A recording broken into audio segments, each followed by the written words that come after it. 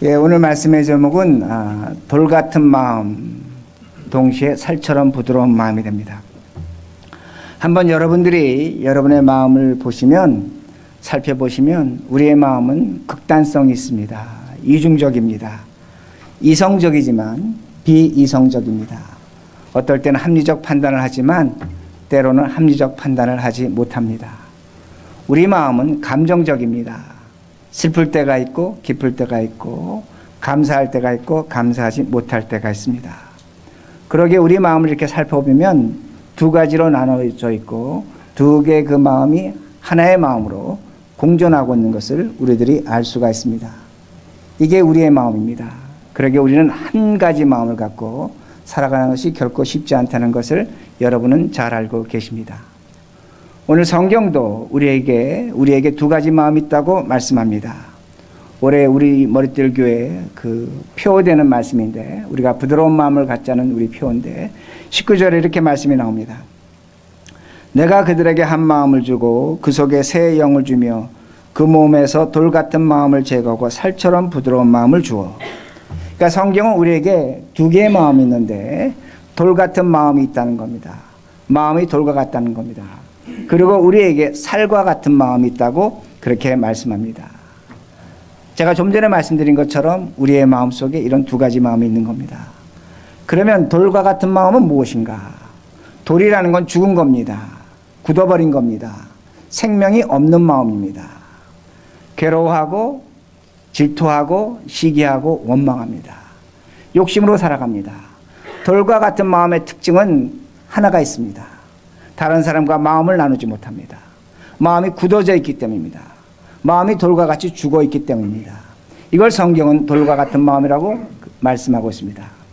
그런데 두 번째 마음이 있는데 살처럼 부드러운 마음이라고 말씀합니다.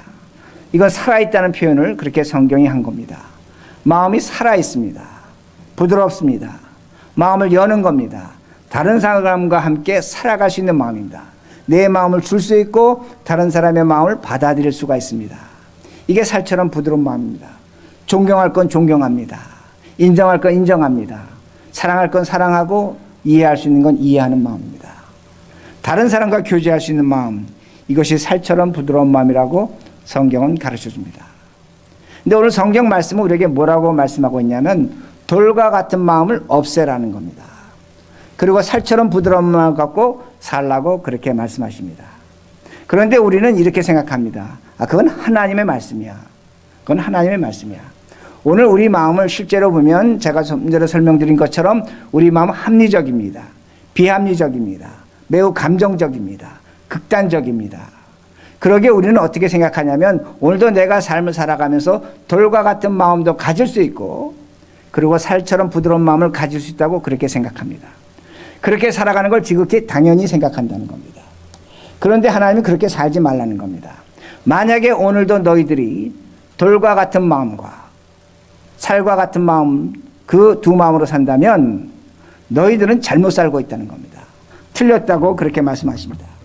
오늘도 우리는 이중성을 지극히 당연히 여긴다는 겁니다. 왜 우리가 이중성을 지극히 당연히 여기는가? 왜 두 개의 마음을 지극히 당연히 여기는가? 우리는 이상한 낙관주의에 있다는 겁니다. 제가 이상한 낙관주의라고 말씀하셨습니다. 낙관주의라는 건 긍정하는 겁니다. 근데 이상하게 된 겁니다. 어떤 이상한 낙관주의가 있냐면 하나님은 나에게 벌을 주시는 것보다 사랑을 더 주십니다. 이런 낙관주의에 있다는 겁니다. 하나님은 우리를 이해하고 용서하신다고 그렇게 생각합니다. 맞는 겁니다. 그런데 거기에 빠져 있다는 겁니다. 그러기에 오늘날 우리는 이상한 낙관주의에 빠져 있습니다. 낙관주의에 빠지면 어떤 결과가 나타나냐면 내가 하나님이 됩니다. 이게 무서운 겁니다. 긍정이지만 내가 하나님이 된다는 겁니다. 예를 들면 제가 하나님께 잘못했습니다. 잘못해서 제가 하나님께 이렇게 기도합니다. 하나님, 제가 이거 잘못했습니다. 그런데 그때에 저는 이렇게 잘못할 수밖에 없었습니다. 그 상황과 그 입장에서 이런 일을 했습니다. 하나님 저를 용서해 주실 것을 믿습니다. 우리 이렇게 많이 기도하죠. 용서해 줄 것을 믿습니다. 이건 이상한 낙관주의입니다. 왜 이상한 낙관주의가 되냐면 거기에는 내 잘못에 대한 책임이 없습니다. 반성이 없기 때문입니다. 이것이 바로 누구냐? 내가 나를 용서하는 겁니다. 엄밀하게 표현한다면 내가 하나님이 돼서 내가 나를 용서하는 그런 낙관주의가 있다는 겁니다. 왜 오늘날 많은 성도들에게 오늘날 교회 안에 이런 낙관주의가 있는가입니다. 오늘 에스겔서는 이걸 우리에게 분명하게 가르쳐 줍니다. 왜냐하면 낙관주의가 나타나기 때문이다. 제가 지난주에 설명드린 것처럼 에스겔은 유대라는 남쪽 유대라는 나라가 망할 때 망하기 7, 8년 전부터 예언을 했습니다. 그리고 나라가 망했습니다. 나라가 망한 다음에 유대 백성들이 바벨론 포로로 끌려가는데 거기 함께 끌려갔습니다. 거기서 예언을 했습니다. 그러니까 이 에스겔은 두 군데서 예언했습니다. 하나는 예루살렘, 유대에서 예언을 했고 하나는 바벨론 포로에서 예언을 했습니다. 근데 그는 뭘 보고 있냐면 예루살렘에서 남아있는 자들, 예루살렘에 남아있는 자들은 이상한 낙관주의에 빠져 있다는 겁니다. 그리고 바벨론 포로로 끌려간 자들은 마음이 돌같이 굳어 있다는 것을 그가 발견하게 됩니다. 제가 지난주에 말씀드렸습니다. 예루살렘에 남은 자들은 어떤 생각했습니까? 하나님의 은혜로 우리가 여기 남아있다는 겁니다. 하나님의 은혜로 우리 남아있기 때문에 저 벌받고 저 잘못한 것으로 포로로 끌려간 자들의 땅을 우리가 차지할 수 있다고 생각했습니다. 그것이 예루살렘에 남은 자들의 태도였습니다. 하나님이 예루살렘 성전에 계시기 때문에 하나님이 우리를 지키실 것이라는 겁니다. 예루살렘 망하지 않을 것이라는 겁니다. 그런 생각을 그들이 했습니다. 하나님이 그들의 수호신이 된 것입니다. 그들은 이상한 낙관주의에 빠져 있습니다. 왜 낙관주의에 빠져 있었냐면 자신들의 죄로 말미암아 유대가 망했습니다. 포로로 끌려갔습니다. 그러면 하나님의 은혜를 찾을 것이 아니라 자신들의 죄를 돌아보고 회개를 했어야 됩니다. 반성을 했어야 됩니다. 그런데 오히려 그들은 그렇지 않았습니다. 우리들은 끌려가지 않았기 때문에 하나님이 함께 하시기 때문에 포로로 끌려간 자들의 땅을 차지할 수 있다고 그렇게 생각을 했습니다. 죄가 없다는 겁니다. 저들만 잘못했다는 겁니다. 그러게 우리는 하나님의 은혜로 이 땅을 차지했다고 그렇게 생각을 합니다. 이것이 바로 예루살렘에 남은 자들의 태도였습니다. 오늘도 우리에게 이상한 낙관주의가 남아 있습니다. 우리가 신문에 보면 한국에서 요새 가장 많이 쓰는 단어가 흙수저하고 금수저입니다. 영어 표현에도 보면 태어날 때 실버 스푼을 물고 태어난다 말합니다. 무엇을 얘기합니까? 금수저는 성공할 수 있는 환경과 조건을 갖춘 사람들입니다. 그러기에 금수저는 금수저가 됩니다. 흙수저는 세상에 태어났지만 성공할 수 있는 환경과 조건을 갖추지 못했습니다. 그러기에 흙수저는 흙수저라고 그렇게 말합니다. 근데 제가 아는 분이 계십니다. 아는 분이 계신데 그분은 이렇게 간증을 합니다. 저는 흙수저입니다. 근데 하나님의 은혜로 금수저가 됐습니다. 근데 저는 그분이 어떻게 산 걸 압니다. 얼마나 수고했고 얼마나 눈물을 흘렸고 얼마나 고통스러웠고 얼마나 많은 것을 잃어가며 참아가며 그가 그 삶을 이룬 것을 압니다. 그러기에 금수저가 된 겁니다. 근데 그는 하나님의 은혜를 강조하기 위해서 뭐라고 얘기하냐면 나는 하나님의 은혜로 금수저가 됐습니다. 흙수저지만. 그러기에 그 얘기를 듣는 사람은 뭘 잊냐면 뭘 무시하냐면 그 사람이 얼마나 수고하고 눈물을 흘리고 고통하고 아픔 당한 것을 잊어버립니다. 어떻게 이야기를 듣냐면 어떻게 간증을 듣냐면 아, 저 사람은 하나님의 은혜로 흙수저에서 금수저가 됐어. 우리도 하나님의 은혜로 흙수저에서 금수저가 될 수 있어. 하나님의 은혜로 살 수 있어. 그렇게 생각합니다. 뭐가 무시되고 뭐가 생략이 됐습니까? 흙수저에서 금수저가 되는 아픔과 고통을 무시하고 있다는 겁니다. 이게 누구의 태도냐? 바로 예루살렘에 남은 자들의 태도라는 겁니다. 좀 전에 말씀드린 것처럼 그들은 하나님의 은혜로 포로가 되지 않았고 예루살렘에 남아있고 그러기에 포로들의 땅을 빼앗습니다. 뭐라고 얘기하냐면 성경이 하나님의 은혜로 그렇게 됐다고 그들은 생각합니다. 자신들의 죄를 무시하는 겁니다. 이상한 낙관주의라는 겁니다. 그럼 왜 이런 거에 빠지는가 합니다. 그들이 하나님의 뜻을 오해하는 겁니다. 성경을 잘못 이해하는 겁니다. 성경을 잘못 이해하는 겁니다. 여러분 성경에 보면 노아의 방주의 사건이 있습니다. 노아의 방주를 탄 사람들은 구원받았고 하나님 말씀을 무시한 사람들은 구원받지 못했다 그렇게 얘기합니다. 우리는 단순히 노아의 방주 사건, 하나님 믿는 자는 구원, 방주 타고, 하나님 믿지 않은 자는 방주를 타지 못하고 구원받지 못했다고 그렇게 말합니다. 틀린 것은 아닙니다. 그러나 성경을 잘못 이해하는 겁니다. 노아의 방주의 사건은 그런 의미가 아닙니다. 하나님이 죄로 말미암아 썩어져가는 그 노아 시대를 새롭게 창조하시는 것이 노아의 방주입니다. 아니 거기에 창조 얘기가 어떻게 나옵니까? 다른 것이 아닙니다. 하나님의 방주에 노아의 식구 말고 누구를 태웠습니까? 짐승들을 태웠습니다. 짐승 암수 함상씩을 태웠다는 말씀이 됩니다. 그러게 우리는 어떻게 생각하냐면 그 짐승들 하나님을 알지 못합니다. 하나님을 믿지 못합니다. 하나님을 알 수도 없는 존재입니다. 그러게 우리는 어떻게 생각하냐면 하나님을 알 수도 없는 존재, 하나님을 믿을 수 없는 존재들은 홍수에 빠져 죽어도 당연하다고 생각합니다. 천만의 말씀입니다. 예수님은 분명히 뭐라고 말씀하셨냐면 하나님은 들에 핀 백합화 공중에 나는 새도 먹이고 입히신다고 말씀하셨습니다. 오늘 만약에 우리가 성경을 이렇게 해석한다면 하나님을 돌 같은 하나님으로 만들어버린다는 겁니다. 하나님은 우주 만물 모든 피조물을 사랑하십니다. 돌보십니다. 책임져 주십니다. 그런데 오늘날 우리는 어떻게 생각하냐면 오해하시면 안 됩니다. 노아의 방주의 사건은 하나님만 믿으면 구원이라고 그렇게 생각합니다. 죄송하지만 이런 구원관은 유대인의 구원관입니다.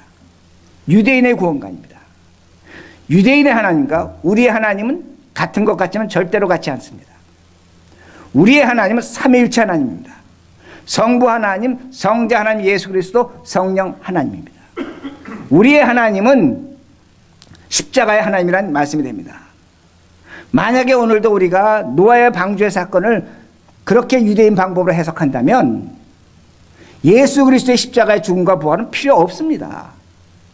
여러분 종말의 사건은 노아의 방주로 충분한 겁니다. 그 심판으로 끝나야 됩니다. 그런데 왜 성경을 보면 노아의 방주 사건 이후에 계속 하나님이 이 세상을 끌고 가시는가 합니다. 이상하지 않습니까? 왜 그렇게 하십니까? 하나님은 다시 말씀드립니다. 노아의 방주의 사건을 두고 두 번째 창조를 하신 겁니다. 문제는 뭐냐면 바울이 로마서에서 고백하는 것처럼 그렇게 하나님께서 매일매일 새롭게 창조하셨음에도 불구하고 만물이 피조물이 아담의 죄로 말미암아 탄식하며 예수 그리스도의 구원을 기다리고 있는 겁니다.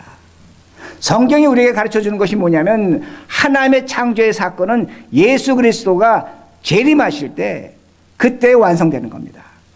그러기에 계시록 21장을 보면 그 예수가 다시 오실 때 새하늘과 새 땅이 창조되는 겁니다.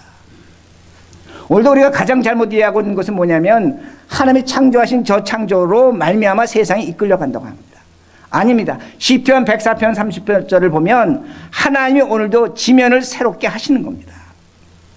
오늘 하나님이 저 해를 떠올리게 하시고 우리에게 공기를 주시고 이 하루를 창조하신 겁니다. 하나님이 하루를 창조하신 겁니다. 왜 이 창조가 중요하냐? 누구 때문에 중요하냐? 예수 그리스도라는 겁니다. 왜냐하면 예수 그리스도로 말미암아 하나님의 부드러운 마음이 살처럼 부드러운 마음이 가장 크게 나타나시기 때문입니다. 왜냐하면 예수님은 우리를 사랑하셔서 자신의 아들을 십자가에 죽기까지 사랑하셨습니다. 자신을 아들을 내어주신 그 사랑, 우리를 사랑하시는 마음, 살처럼 부드러운 사랑이 십자가를 통해서 나타난다는 겁니다. 이게 하나님의 창조의 목적이라는 것을 분명히 이해하셔야 됩니다. 이걸 이해하지 못하면 우리는 이상한 낙관주의에 빠집니다. 모든 걸 하나님의 은혜로 생각하고 심지어는 바벨론의 포로 것을 빼앗아도 빼앗는 것이 아니라고 생각한다. 하나님의 축복으로 오해할 수 있다는 말씀이 됩니다. 돌 같은 마음이 된다는 겁니다. 그러기에 오늘 우리가 이 말씀을 드리면서 가장 중요한 것은 뭐냐면 예수 그리스도의 마음, 바로 살처럼 부드러운 마음을 우리가 얻어야 된다는 겁니다. 가져야 된다는 겁니다. 그런데 제가 지난주에 설교드린 것처럼 바벨론 포로들에게는 하나님이 주시려고 하는 살처럼 부드러운 마음이 처음에 나타나지 않았습니다. 16절 보시기 바랍니다. 그런즉 너는 말하기를 주 여호와의 말씀에 내가 비록 그들을 멀리 이방인 가드로 쫓아내어 여러 날 흩었으나 그들이 도달한 나라들에서 내가 잠깐 그들에게 성소가 되리라 하셨다고. 바벨론 포로들은 하나님이 원망하고 있는 겁니다. 왜 하나님이 자신을 버렸고 하나님의 은혜가 없다고 생각하는 겁니다. 그러게 포로가 됐는데 하나님 뭐라고 말씀하시냐면 내가 너희를 포로된 곳에 성소, 성전을 짓겠다는 겁니다. 내가 너희들과 함께 하겠다는 겁니다. 그래도 믿지 못합니다. 17절. 너는 또 말하기를 주의 말씀에 내가 너희를 만민 가운데 모으며 너희를 흩은 여러 나라 가운데 모아내고 이스라엘 땅을 너희에게 주리라 하셨더라. 하나님은 다시 약속하십니다. 내가 너희들을 다시 예루살렘으로 불러 모으고 너희들의 빼앗긴 땅을 내가 돌려주겠다는 겁니다. 이걸 믿으라고 그렇게 말씀하십니다. 그러나 바벨론 포로들의 마음은 돌과 같은 마음입니다. 이 말씀을 믿지를 못합니다. 저는 충분히 그들의 마음을 이해할 수 있습니다. 그들에게 하나님은 돌과 같은 하나님입니다. 왜 자신들을 포로로 만드셨습니다. 자신의 땅을 빼앗으셨습니다.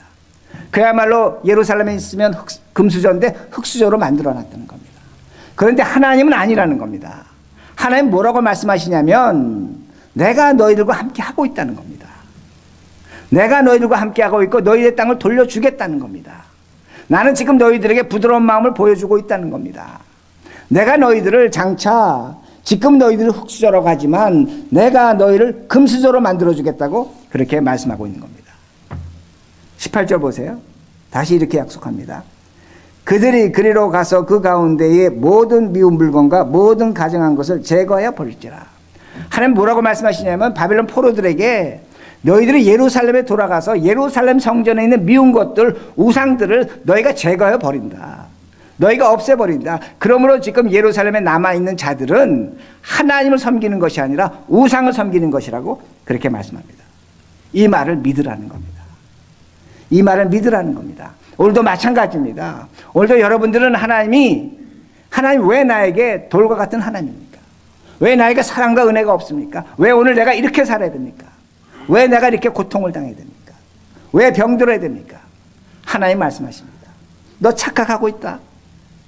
네 마음이 돌과 같은 마음이다. 나는 지금 너에게 살처럼 부드러운 하나님이다. 그렇게 말씀하시는 겁니다. 그러게 19절 다시 읽습니다. 내가 그들에게 한 마음을 주고 그 속에 새 영을 주며 그 몸에서 돌 같은 마음을 제거하고 살처럼 부드러운 마음을 주어.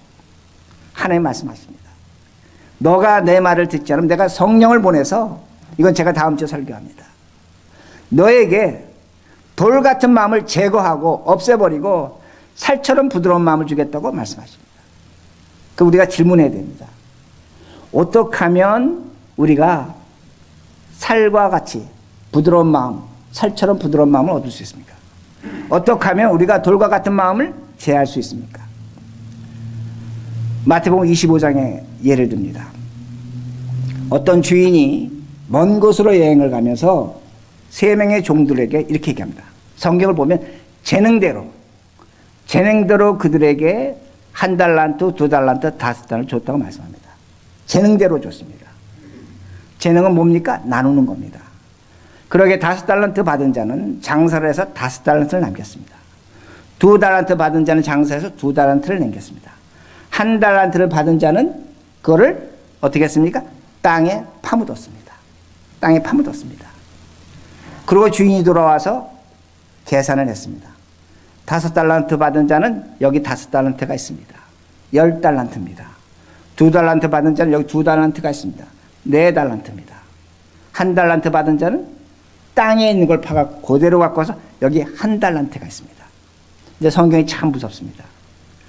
칭찬을 하는데 여러 가지 칭찬하는데 2달란트와 5달란트를 만든 자는 착한 종이라고 말합니다. 1달란트 만든 자는 갖고 오는 악한 종이라고 얘기합니다. 왜 착하고 왜 악합니까? 여러분 한번 생각해 보셨습니까? 그러면 왜 성경이 그걸 가르쳐 주고 있는 겁니다. 여러분 5달란트 받은 자와 2달란트 받은 자는 재능대로 뭘 했습니까? 장사를 했습니다. 이 사람들은 부드러운 마음입니다. 자신의 것을 갖고 다른 사람과 나누었습니다. 그것을 갖고 다른 사람과 함께 살아갔습니다. 교제했습니다. 자신의 것을 다른 사람에게 나누어졌다는 겁니다. 살처럼 부드러운 마음이라는 겁니다. 착한 것이라는 겁니다. 그런데 1달란트 받은 자는 자신의 받은 것을 땅에 파묻었습니다. 다른 사람과 나눴습니까? 못 나눴습니까? 나눌 수가 없었습니다. 왜? 땅에 파묻었기 때문에. 나누지 못했다는 겁니다. 이들의 마음이 누굽니까? 돌과 같은 마음입니다. 나누지 못할 마음이라는 겁니다. 예수님이 이들을 악하다고 그렇게 말씀하십니다.